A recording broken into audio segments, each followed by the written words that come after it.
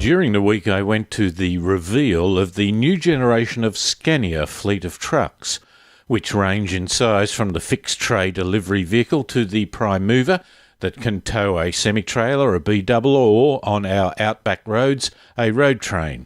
All the new trucks share a basic design that includes much modern technology. The presentation started with the usual high-quality video, with the first pictures being about roads going through pristine forests, with the headline, "Driving the Shift to a More Sustainable Transport System." This may sound like a bit of marketing hype, but I spoke to a number of their senior executives from here and overseas who attended the launch and found that there were some profound underlying changes occurring in the industry, which is truly addressing issues of sustainability. I had a chat with Alexander Mastrovito, Scania's Head of Sustainable Transport Solutions in Asia and Oceania. The Sustainable Manager, is that a term that wouldn't exist 10 years ago? Absolutely, and I see this as one of the first telltale signs that this is something that is becoming more and more integrated into our industry, that this exists. And it doesn't only exist from a headquarter position right now, but also out in all the different markets where we operate. Sustainable means different things to different people. There is both the environmental issue and there's also the business sustainability. Is that a balance you have to work to? Absolutely, and it's not only those two. When we talk about sustainability, we always have to take into account the economical side of it, environmental side of it, but also the societal side of it. So that's the kind of three-pronged theory that we usually work from. I think you're on a number of different organisations you have a representation on. Is that part of the companies having to interact with a much broader part of the community? Yeah, absolutely. And this is important because I think sustainability completely changes our view of competition and our role in society and our role in our industry completely. We're not in sustainability, there are no competitors. We're talking about friendly co-opetition, basically. And in the end, we all have the same goal. We need to drive the shift in this industry towards a sustainable one, because today it's untenable. At the Australian Institute of Traffic Planning and Management National Conference in July this year, we are looking at traffic engineering issues of autonomous vehicles and other technologies, rather than having just an optimistic dream of a perfect digital world. We have to make sure that vehicles have the right environment to operate effectively and safely on the road system, and the devil is in the detail. This led to a question to Anthony King, the Sustainability Manager for Scania here in Australia. There will need to be some traffic engineering too of how you get the trucks onto a motorway. Is Australia an ideal environment, and will you be running trials here? Are we pushing for that? In the short term, not at the moment, because obviously there's still a lot that needs to be put in place. But as the appetite evolves, for sure, we will be ready to manage that. Anthony then passed the question back to Alexander to reflect on their overseas experience. What we're doing right now is that we are trying to support Australian authorities with the knowledge that we have in this space, so that the correct vision is created for the future. Because without a vision, you're going to have a lot of different actors putting in place different things, which might have effects that will be counter to the benefit of society.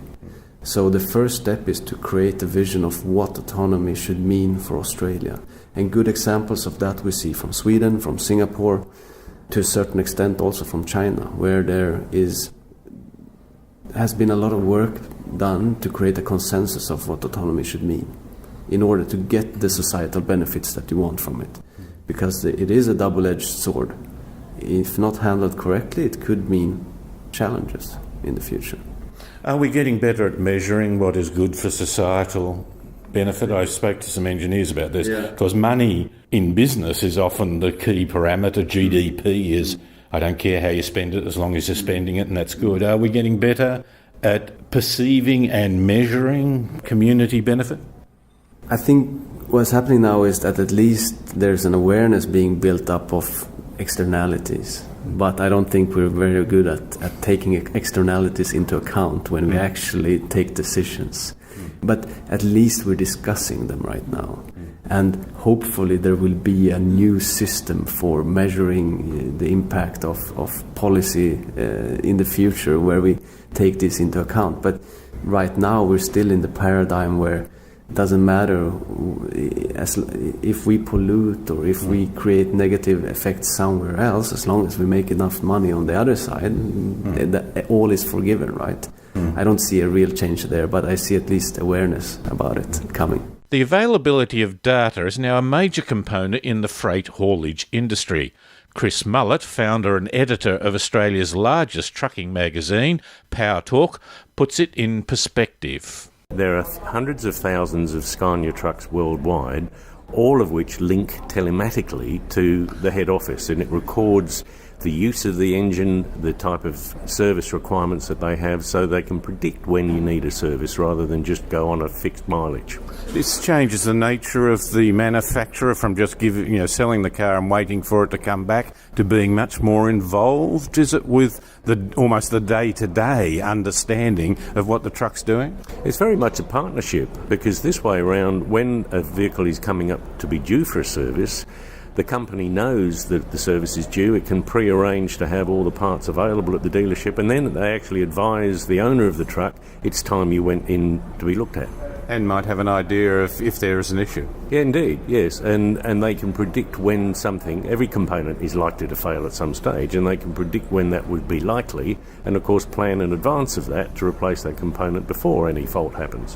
Which means the truck's off the road for a shorter time? And is not parked out in the middle of the boondocks somewhere waiting for a tow truck. If something does break out in the boondocks, they would know too. Well, that's the other thing in this country, of course, because 5 kilometres out of some towns, especially in Western Australia, you have no communication at all except by satellite. And these systems work on satellite communication. Martin Toomey is Scania's sales manager for Australia, and of course, you would expect him to be positive about the new vehicles and to readily mention features that exemplify the good points of these trucks. But his thoughts are grounded in the experience of the users, and he has a good understanding of modern truck design and its impacts on the relationship between management and drivers. Certainly the drivers, first and foremost, came back into the depots raving about the change in the technology, the feel of the vehicle being so different, the layout, the visibility, the drivability of this truck is really quite unique. But then, of course, the directors of these organisations that own the fleets get to examine the actual data coming out of the vehicles, and they see the head-to-head comparison test results, and of course it's compelling. These vehicles do save an awful lot of money. And Scania talks about total operating economy, and what that means is creating a sustainable business for the fleet operator. I love that point, that perhaps the manager might think they have to enforce good behaviour, and the driver says you might not understand. Is telematics and that giving us a better level playing field to discuss those issues? Look, it is, and to a large extent, the Opticruise, for example, the gear solution, is so intuitive that you could almost clone your best driver across the fleet by allowing the vehicle to make its own decisions. But couple that to what we now have as, we call it driver scores, where the drivers are measured across parameters.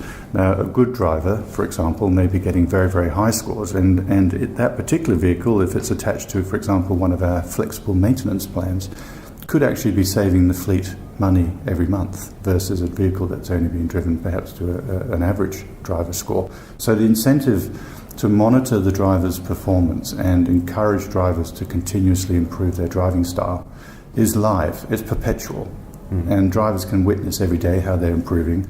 They can get tips to help them improve. And it is very much a coaching tool rather than a disciplinary tool. And I think the old fleet manager model was you need to improve your driving or else. Well, this isn't that approach at all. This is very much a let's help you to aspire to be the best you can possibly be. And the vehicle lends itself to that.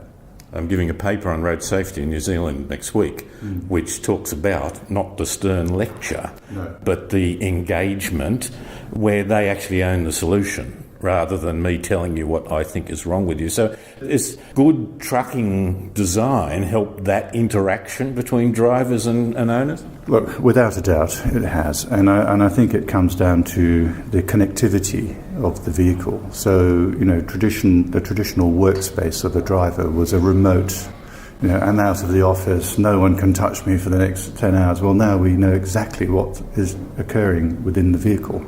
So the relationship with the driver and probably as well the nature of person that you want to employ now to be a driver is somewhat different. You don't necessarily need somebody who's just a maverick out on the road taking care of every task independently. You want somebody who can interact well with the base and can be responsive to agile shifts of scheduling or understand the nature of the technology that's available to them within the cab and utilise it. So, a different set of skills perhaps. I also had a very interesting chat with Christopher Hansen, Scania's head of styling and industrial design, about their approach to the vehicle and particularly to the well-being of the drivers.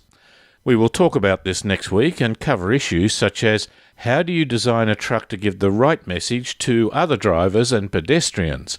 It can't be warm and fuzzy, but it should also not be threatening. He covers the impact the truck design has on drivers, including when they are in the sleeping compartment, and how do we get good safety and other information communicated most effectively to drivers.